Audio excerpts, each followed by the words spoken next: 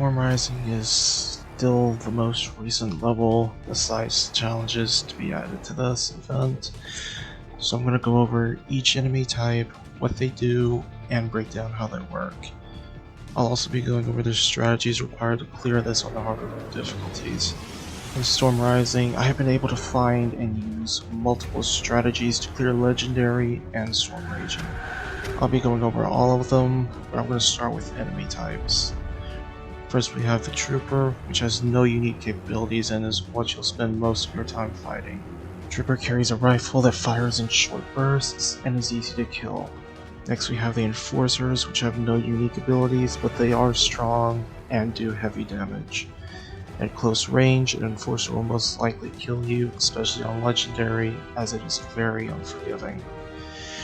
There's a multitude of ways to deal with Enforcers. You can play your Winston shield, have your Genji take them from a range, the Tracer can take close fights with them and blink back before the weapon discharges. Let's move on to the Sniper. The Sniper is easy to deal with, but will one-shot you on Legendary. The Sniper is equipped with a grappling hook with a pistol for close range fights. There will be 2 of them. Ideally, you coordinate with your Genji or Winston and you tag team them. Genji will take one and Winston will take the other. You hear a loud beeping sound when she's locked onto you, and you'll have about 1.5 seconds to find cover until she shoots and kills you. As Genji, as she's locked onto you, you can get 2, maybe 3 shuriken throws out before you have to reflect. Let's move on to the Assassin. The Assassin is the quickest enemy and one of the most deadliest. I have categorized the Assassin into 3 phases: Stalking phase, Hunting phase, and Kill phase. Stalking phase is the default phase. She will be teleporting around looking for a target. Hunting phase is when she comes down to find her target, and Kill phase occurs when she latches onto her target.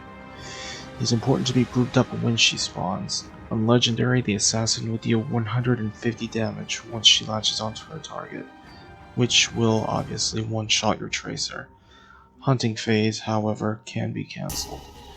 A well-timed Genji dash will stun the Assassin out of Hunting phase, sending her back to Stalking phase. Your Tracer's life is, quite literally, in your Genji's hands. If the Assassin latches on to someone, you must melee her immediately to knock her off. This Assassin will most commonly spawn in this location in the back of the room. It's important that your Tracer has pull spawn here so she can attach it to the Assassin immediately, lowering her health quite a bit. You should only get 2, maybe 3 more hunts if this is done correctly. Let's move on to everybody's favorite, the Heavy Assault unit. Obviously, this is an enemy you cannot under any circumstances fight head-on. This enemy must be kited around in order to be killed, due to his high armor and high damage. There are 2 weak spots on this unit, his head and the tanks on his back. After firing a volley, he will have to reload before he can attack again, giving you a chance to deal some damage before having to find cover again. Let's move on to strategies. The approach to the distillery is easy as long as everybody keeps their distance and plays smart around the Enforcers and the Sniper. Genji should immediately be on the Sniper, as Winston is required to stay on the ground and provide a shield for the enemies on the ground. Inside the distillery, you can hold this 2 ways. You can either hold him in the back, or you can fight in the middle, as long as your Winston and Genji are paying attention to what's coming and where it's coming from. You must stay grouped up if you hold in the middle, as your Mercy is literally a free kill. If you fight away from her and she cannot target you, she has no escape if things get bad. I've already explained the Sniper and Assassin strategies for this, so I'll move on to the Heavy Assault strategies. Firstly, and most commonly, you can hide at the back of the room and kite him around the entire distillery like this. Cross.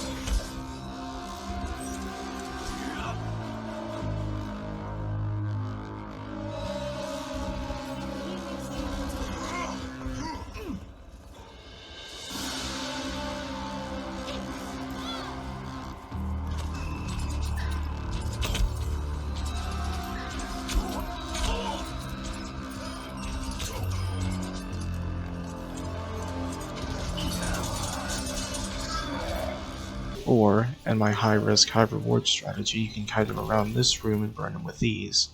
You must be paying attention to where he's looking, because you have to hide if he looks at you, so someone else can come out and attack him.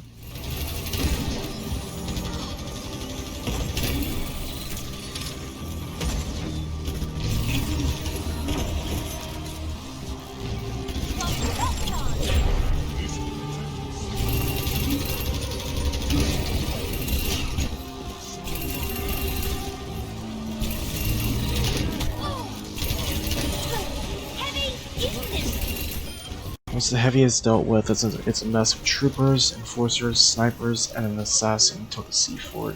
We do everything I already explained to clear this. When the assassin comes out, group up back here at this location and have Genji ready to cancel her hunting phase.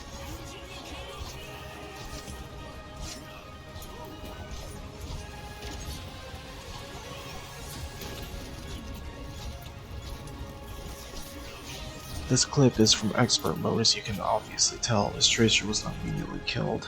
I couldn't down the enforcer in time to refresh my dash, and the assassin proceeded into kill phase. A quick melee knocked her off my Tracer before she could be killed, but this is a perfect example of how precise you have to be in order to cancel the assassin's hunting phase. If this was legendary, my Tracer would have died here. Inside the sea fort, it's preferable to hold at the gate until the heavy assault comes. There are two strategies for this. You can run back a little and burn the first one and then run back to the distillery. Or, you can stay in the fort and kite him around this room a bit until the second one drops, then head back to the distillery. Regardless of how you do it, you have to kite both heavy assaults around the warehouse until one of them dies. Then you can kite the remaining one around this room until he's dead.